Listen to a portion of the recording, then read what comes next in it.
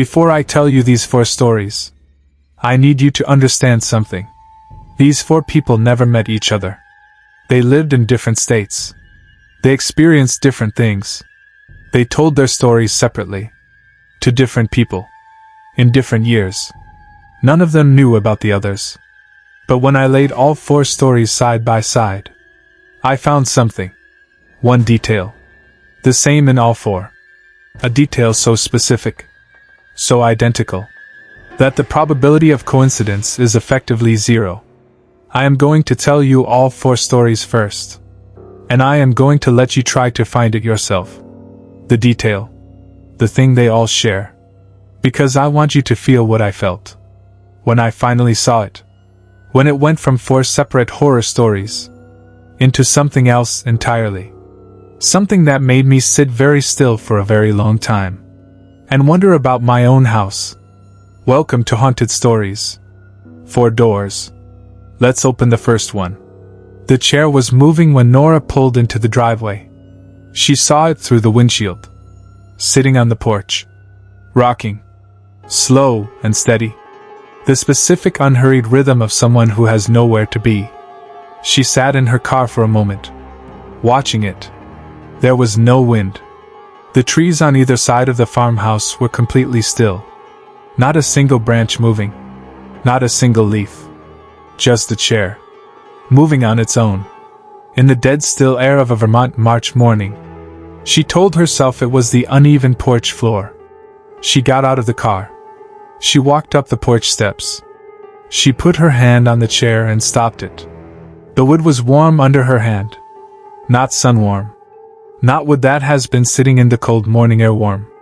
Warm. The specific warmth of something that has recently had a person in it. Nora stood on the porch with her hand on the warm chair, and she looked out at the still fields, and the still trees, and she said nothing. She picked up her first box from the car. She went inside. She told herself it was the porch floor. She kept telling herself that. For THR. Weeks. The farmhouse had been purchased from a man named Elliot Ward, 74 years old. He had lived there with his wife Margaret for 31 years. Margaret had died 2 years before Elliot sold. She had died in the house. In the master bedroom. In her sleep. Elliot had told the realtor this during the listing process. The realtor had not told Nora. Because the realtor was not legally required to. Because a death from natural causes in a house in Vermont does not require disclosure. Nora found out from the neighbor. An old farmer named Walt who came by with eggs in her second week. He sat at her kitchen table. He drank her coffee. He said, "You know Margaret loved this place." Nora said, "I didn't know Margaret." Walt said, "No, but she knew this place. Every inch. 31 years. He looked at his coffee. He said, "She sat in that rocking chair every morning of her life here. Rain or shine. Hot or cold. 6 a.m. until her coffee was done." He said. She told Elliot once. She said, "When I die, I want to die in this house. And I want to stay here." Walt looked up at Nora. He said, "She got both of those things." Nora looked at him. She said, "The chair." Walt said, "Every morning? 6 a.m.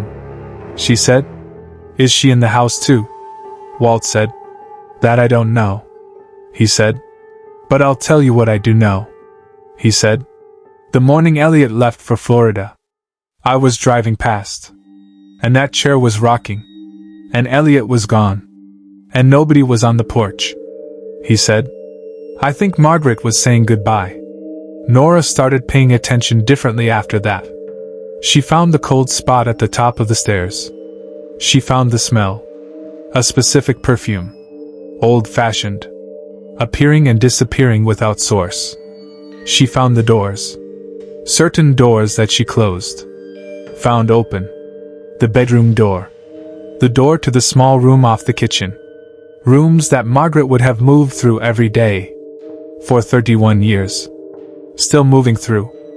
Still checking. Still present. But here is the thing Nora noticed. The thing she told me about. That I wrote down and said nothing about. That I want you to hold on to. She said. Every morning I wake up. I look at my phone first thing. I check the time. And every morning, without exception, the time is the same when I check it. She said. 6:02 a.m. She said. Every single morning. My eyes open. 6:02 a.m. She said. I think Margaret wakes me up. So I know she is starting her morning. So I know she is out on the porch. 6:02 a.m. Every morning. Without exception. Hold on to that number. 6:02. Jackson bought the Victorian on Selwood Street in September. He was a film photographer. The kind who still believed in chemistry. In developer and stop bath and fixer. In the slow emergence of an image in a tray of liquid. In the specific magic of light becoming memory on paper. The Victorian had a basement. The basement had a room with no windows. He built his darkroom there. He spent more time in that basement than anywhere else in the house. He would go down at 8 in the evening. He would come up at midnight or 1. Hours of red light and silence and the smell of chemicals. Hours of watching images appear from nothing. He loved it. He loved it more than anything. The mirror in the upstairs hallway was original to the house. Floor to ceiling. Heavy gilt frame. Dark glass the way very old mirrors are dark. He left it. He barely noticed it for the first 2 months. He walked past it 100 times a day without really looking. The way you stop seeing things that are always there. Until the night in October when he looked. Really looked. And the face in the mirror was not his face. He stood completely still. The hallway was the same behind him. The walls. The ceiling. The floor. All correct. But the face. The man looking back at him from the mirror. Was not Jackson. Same height. Similar build. But different eyes. Different jaw. And the expression. The expression of someone who recognized him. Who had been waiting for him to finally look. Jackson turned on every light in the hallway. The mirror showed only himself. His own face. His own tired eyes. He did not sleep. It happened 6 more times. Always after midnight. Always coming up from the darkroom. Always in that specific window of visual adjustment. Red light to normal light. The 4th time it happened. He had his camera around his neck. He shot the mirror without thinking. He went downstairs. He developed the film. He watched the image emerge in the tray. The hallway. The mirror. And in the mirror. 2 faces. Side by side. His. And the other one. He took the photograph to the Historical Society. The woman found the file in 20 minutes. She showed him a photograph of the man who built the Victorian in 1887. The man who had lived there until 1931. The man who had built the basement darkroom with his own hands. Jackson looked at the photograph. The man in the old photograph looked exactly like the face in his mirror. The woman said. He was a photographer. He said he would never leave.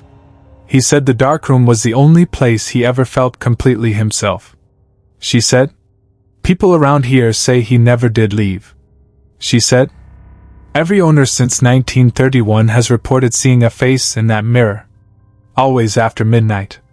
Always coming up from the basement. Jackson drove back to the Victorian. He stood in front of the mirror. He said, I understand. He went back to his darkroom. And here is the detail. The thing Nora told me that I said nothing about. The thing I want you to hold on to now. Jackson told me the same thing without knowing it. He said, every morning I wake up. I look at my phone. And every morning, without exception, the time is the same. He said, 6:02 a.m. He said, I thought it was just my body clock adjusting to the darkroom schedule.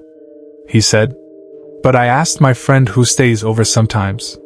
He said she wakes up at 6:02 every morning, without exception. 6:02 a.m. 2 stories. 2 states. 2 differ. And presences. Same time. Hold on to it. Alara moved to Savannah in August. She rented the townhouse on Abercorn Street because it was walking distance to the elementary school where she taught 3rd grade. She was a woman who loved children. Genuinely. Not in the performative way people who work with children sometimes love them. In the specific patient way of someone who remembers what it felt like to be small. And takes that seriously. She moved in on a Sunday. She had the place to herself for 3 days before school started. 3 days of unpacking and arranging and making the space hers. On the second night, at exactly 9 p.m., she heard the sound from the basement. A child. Playing. The specific quiet sound of a small child absorbed in something.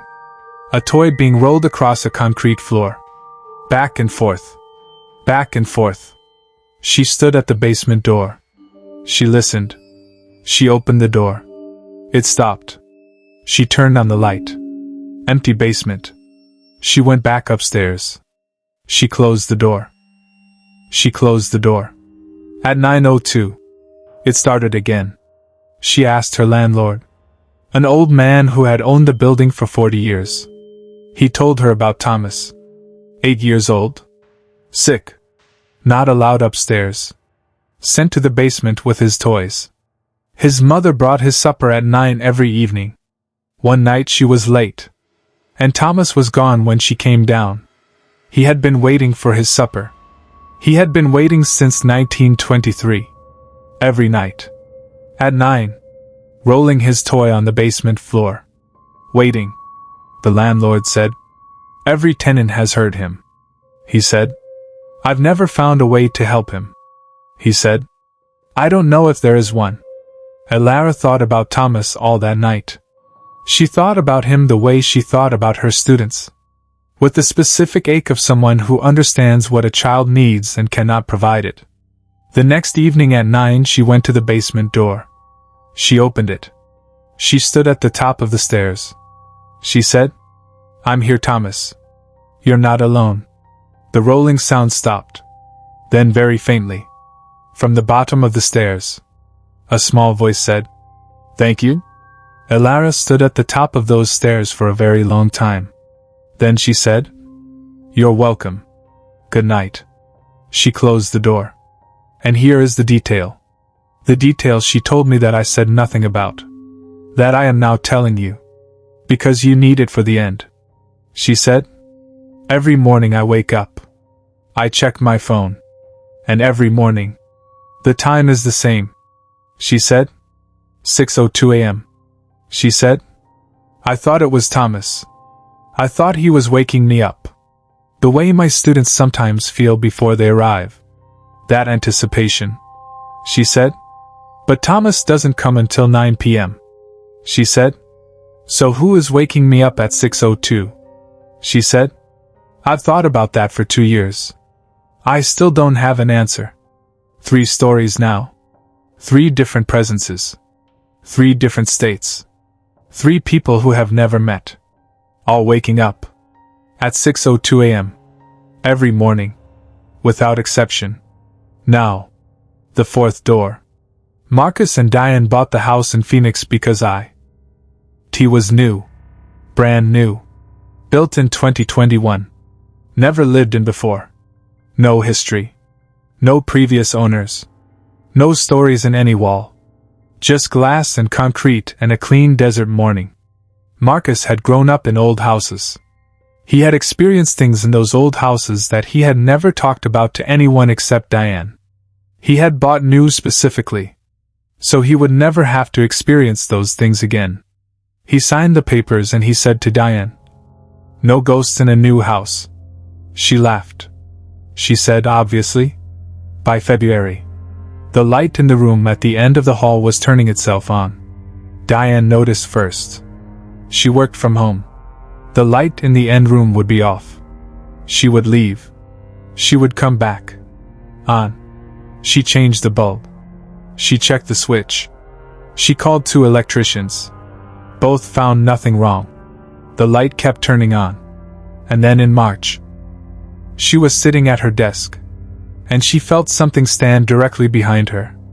Not a sound. Not a movement. A presence. The specific feeling of another body in the space directly behind her chair. She said, "I know you are there."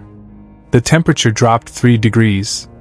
She said, "I don't know who you are, but this is our home, and I need you to let me work." The temperature held, then came back up. The presence was gone. Marcus had his moment in April. He came home after midnight. He walked down the hall. The light in the end room was on. His desk chair was turned away from the desk, facing the window, as if someone had been sitting in it, looking out at the Phoenix night. He stood in the doorway. He looked at the chair. He thought about what he had said when they signed. No ghosts in a new house. And he understood his mistake. He had been thinking about the house. He had not been thinking about the land. The house was new, but the land. The land had been there before Phoenix, before Arizona, before anyone who had ever used the word Arizona. He turned the chair back toward the desk. He turned off the light. He said, "I'm sorry. I didn't ask about you. I should have asked." He went to bed. The house was quiet for the first time since they moved in. The specific quiet of something acknowledged. And here is the last detail. The last piece. The one that brought all 4 of these stories into the same place for me. Diane told me. We wake up at the same time every morning. Both of us. At the same moment. Even when we go to bed at different times. Even when Marcus works late. We open our eyes at the exact same moment. Every morning. She said. I started keeping a log. Because it felt too strange to be coincidence. She showed me the log on her phone. 67 consecutive mornings. The same time. Every single one. She turned the screen toward me. I looked at the time. 6:02 a.m. 4 stories. 4 states. Vermont. Oregon. Georgia. Arizona. 5 people. Nora. Jackson. Ilara. Marka. S. and Diane. None of them know each other. None of them have ever spoken to each other. None of them know they are part of the same story. But they are. And here is why. When I finished researching all 4 cases, I laid my notes side by side. I went through everything looking for the thread. The thing connecting 4 completely unrelated paranormal experiences in 4 completely different places. I found it in the margins. In the detail nobody had thought was important enough to lead with. 6:02 a.m. 4 locations. 5 people. Same waking time. Every morning. Without exception. I sat with that for a long time. I thought about what 6:02 a.m. means. It does not correspond to sunrise at any of those 4 locations. It does not correspond to any astronomical event. It is not a significant time in the history of any of those 4 houses. I looked for another explanation for a week. I could not find one. Then I went back to the individual cases. I went back to the details. And I found the second thing. The thing underneath 6:02 a.m. The thing that made me put down my notes and stare at the wall of my own office for a very long time. In every single case, the presence had arrived at the same time as the current occupant. Not before. Not after. At the same time. Margaret in Vermont had been dead for 2 years when Elliot sold. No previous tenant had reported any activity. Only Nora. The photographer in the Victorian had supposedly been there since 1931. But when I checked the Historical Society records more carefully, every previous owner had reported the face in the mirror for the first time. At the same point in their tenancy. Around the 3rd month.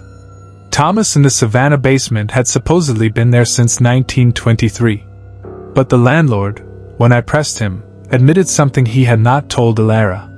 He said, the tenant before her never heard a thing. Lived there 3 years. Not a sound. He said, it seems to pick its person. And in Phoenix. A brand new house. Brand new land as far as modern development goes. And still. Something present. Something watching. From the first week, I went back to all 5 of my subjects with one question. I asked them each separately. I said, before you moved into your current home, in the home you lived in before, did you ever have any experiences you could not explain? Nora said, yes. Actually, my apartment before the farmhouse. There was a cold spot in the bedroom. I always put it down to drafts. Jackson said, my previous apartment. I had a mirror there too. A small one in the bathroom. I used to think I saw things in it sometimes. Late at night. I thought I was tired. Ilara said. The place I had before Savannah. I used to hear sounds at night. I thought it was the building. Old pipes. Diane said. Our apartment before Phoenix. Marcus never told you this. But he would wake up at night sometimes. And sit bolt upright. And say there was someone in the room. I always told him he was dreaming. 5 people. Eve previous residences. All with unexplained experiences they had dismissed. And then they moved. And the experiences followed. And got stronger. And more specific. I asked each of them one final question. I said, before your current home, do you remember what time you used to wake up? When you lived in your previous place? All 5 of them had to think about it. Then one by one, they all said the same thing. Nora said, around 6. Maybe a little after. Jackson said, 6 a.m. sometimes. Give or take. Ilara said, early. I've always been an early waker. 6-ish. Diane said, we've always woken up at about the same time. Around 6. She paused. Then she said, oh. She said, oh no. She understood before I said it. She understood what I had found. What I am now telling you. These are not haunted houses. These are haunted people. Whatever is in those 4 homes. Whatever is waking them up at 6:02 a.m. Whatever is rocking in the chair. Looking through the mirror. Rolling the toy. Turning on the light at the end of the hall. It was not in those houses before they arrived. It came with them. It has always been with them. It moved when they moved. It settled when they settled. It got stronger when they stayed in one place long enough for it to establish itself. And it will go with them when they leave. To the next house. The next cold spot. The next mirror. The next sound in the night. I asked each of them what they thought about this. Nora said, I need to sit with that. Jackson said, that changes things. Ilara said, does Thomas come with me if I leave? Or does he stay? Diane was quiet for a long time. Then she said, you said it wakes us up at 6:02. I said yes. She said, that's not waking us up. That's checking on us. She said, whatever it is, it's not haunting us. She said, it's watching over us. She said, there's a difference. I thought about that for a very long time after I hung up. Here is the last thing. The thing I have not told you yet. The thing that kept me up for 3 nights after I finished this research. I have been researching paranormal cases for 6 years. I have been in this business for 6 years. I wake up every morning and I look at my phone. I have looked at my phone first thing in the morning for 6 years. I have never paid attention to the time. Last night after I finished writing this, I went to bed. I set no alarm. I told myself I would finally sleep in.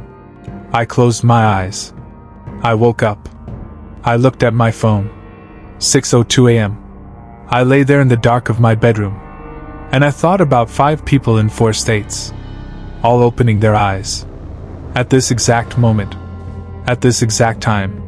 And I thought about what Diane said. It's not haunting us. It's watching over us. And I thought about my own life. The apartments I lived in before this house. The things I dismissed. The sounds I attributed to pipes. The cold spots I attributed to drafts. The shapes at the corner of my vision that were gone when I looked directly. And I said, Out loud. In my dark bedroom. At 6:02 in the morning. I said, I know you're there. I've always known you were there. And whatever you are. Thank you for watching. The room was silent. Then the light in my hallway, which I had turned off before bed, turned on. Just for a moment. Then off again. Like an acknowledgement. Like a response. Like something that had been waiting a very long time. To finally be thanked. You are not alone in your home tonight. You never have been. Look at your phone when you wake up tomorrow. And tell me what time it says. Tell me in the comments. Because I think I already know. This has been Haunted Stories. 4 doors. All open. Subscribe if you dare.